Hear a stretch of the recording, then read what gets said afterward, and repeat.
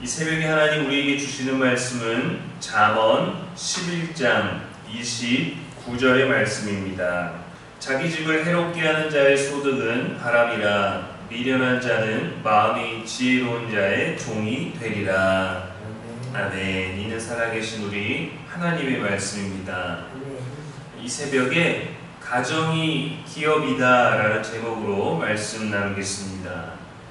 지난 2월에 아내가 남편을 살해한 사건이 있었습니다.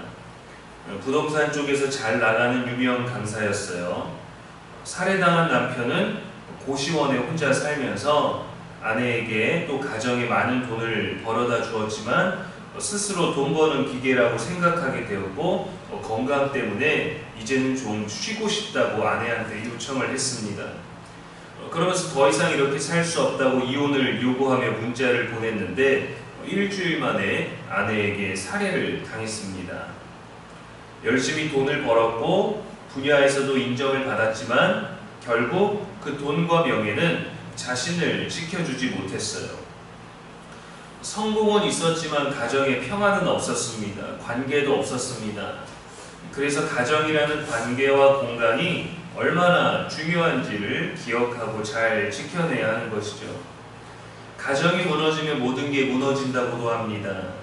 오늘 본문은 이러한 현실을 예리하게 지적하죠. 자기 집을 해롭게 하는 자의 소득은 바람이라. 해롭게 하는 자에 대해서는 다양한 견해가 있습니다. 나태한 자를 말하기도 하고 탐욕에 대해서 말하기도 하고 또 탐욕으로 안일만을 추구하는 자, 또 탐욕을 채우기 위해서 집안에 있는 종들에게 급여를 주지 않는 자 등으로 분석을 합니다. 해롭다에 해당하는 원어의 의미는 어지럽히다, 괴롭히다, 고통을 주다 라는 뜻이 있어요.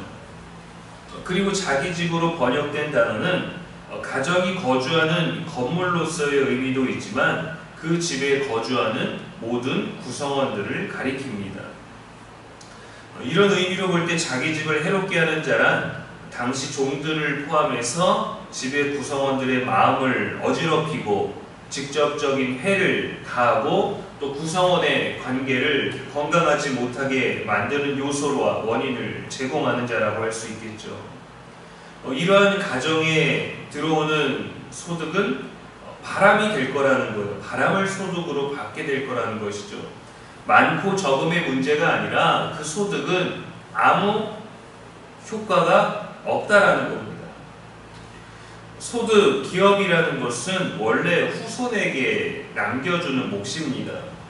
그러나 가정을 해치는 사람은 아무것도 남기지 못합니다.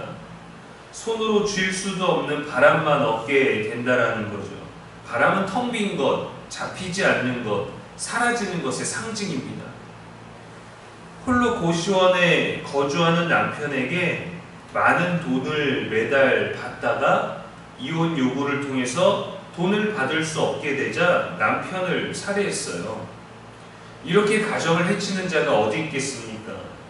남편의 존재, 남편을 통해서 돈을 받았는데 남편이 가져다 준 돈 때문에 이 돈을 받을 수 없다고 남편을 죽인 가정이 어떻게 건강할 수 있겠습니까? 반대로 소득은 적지만 또 함께 있으면서 행복한 집들이 있죠.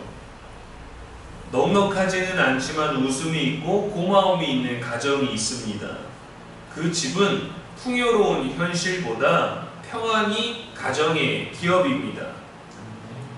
지혜로운 사람이 참된 기업을 남기는 거예요. 이 참된 기업은 단지 내가 가지고 있는 것을 주는 게 아니라 먼저는 관계입니다. 우리가 하나님과의 관계 속에서 세워져야 물질과 형편과 상황과 마음을 다스리고 지키는 것처럼 많은 돈이 있기 때문에 신앙을 좋게 가지는 것이 아니라 하나님과의 관계가 좋아야 사람과의 관계와 물질과의 관계와 내 형편의 관계가 지혜로울 수 있는 것이거든요.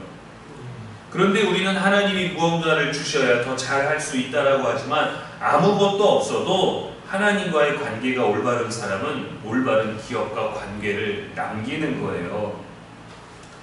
후반절에 보면 미련한 자는 마음이 지혜로운 자의 종이 되리라 했습니다. 가정을 지혜로 세운 사람은 존경과 영향력을 누리지만 미련한 자는 결국 남의 평안을 부러워하며 종처럼 사는 자리에 서게 됩니다. 요즘은 어느 집에 사느냐, 어떤 혜택과 삶을 누리느냐를 타인에게 노출하는 것이 행복과 성공의 기준처럼 여겨지지 않습니까? 그래서 돈이 우선이고 잘 사는 모습을 뭘 먹는지를 보이는 것이 우선이라고 하지만 말씀은 가정을 지키는 것이 지혜이고 그게 진짜 기업이라고 합니다. 내가 사는 형편에, 내가 사는 상황에 불평과 불만과 만족을 못하면서 어떻게 좋은 기업을 자녀들에게 또 가정 안에서 누릴 수 있게 하겠어요? 내가 만족을 못하는데. 한 집에 사는 가정의 평안이 중요합니다. 줄 게 없다라고 말하기 전에 하나님 안에서 그거를 찾아보십시오. 그게 믿음 아니겠습니까? 믿음을 말하고 믿음으로 키웠다라고 하면서 내가 가진 것이 없다라고 말하는 것이 과연 우리가 어떤 믿음을 말할 수 있겠어요? 어떤 믿음을 가지고 살아왔는지를 하나님 앞에 증명할 수 있겠어요? 좋은 집에 살면서 매일 싸우면 누가 행복하겠습니까? 그 사이에 자라는 자녀가 얼마나 건강하고 지혜로울 수 있겠어요? 예전에는 많은 비행 청소년들이 가정에서 늘 건강하고 이상적인 모습을 보지 못해서 가출을 하고 일탈을 하지 않았습니까? 돈을 많이 벌어오고 좋은 집에 살면서 누구나 행복할까요? 그렇지도 않습니다. 돈이 목적이고 좋은 집이 목적이면 행복할 수 없습니다. 그럼 단칸방에 살면 행복할까요? 그렇지도 않습니다. 불우한 형편은 우리 마음을 궁핍하게 하기 때문이죠. 욥이 이렇게 고백했죠. 주시니도 여호와시요 거두시니도 여호와시니 오직 여호와 이름을 찬송할지어다. 우리의 삶이 집에 있다면 집 때문에 변하겠죠. 형편의 여유에 있다면 그것에 반하겠죠.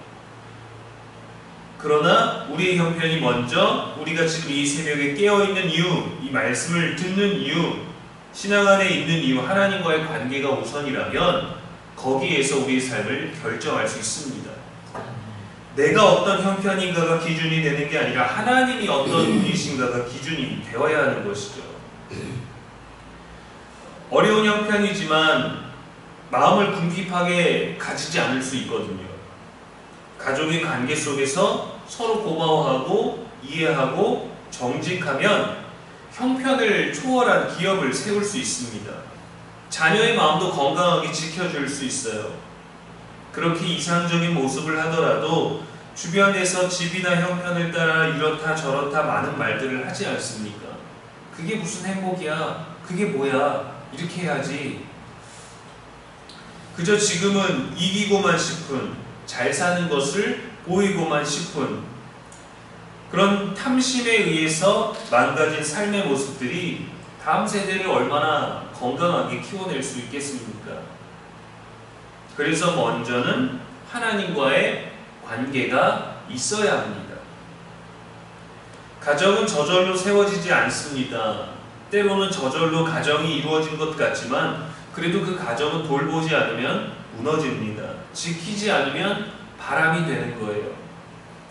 사무엘상에서 엘리 제사장은 하나님을 섬기는 사람이었지만 가정을 돌보지 않았습니다. 부패가 가득하고 죄를 짓는 아들들을 방치했어요. 결국 가정도 무너지고 제사장 가문도 끊어지게 되었습니다.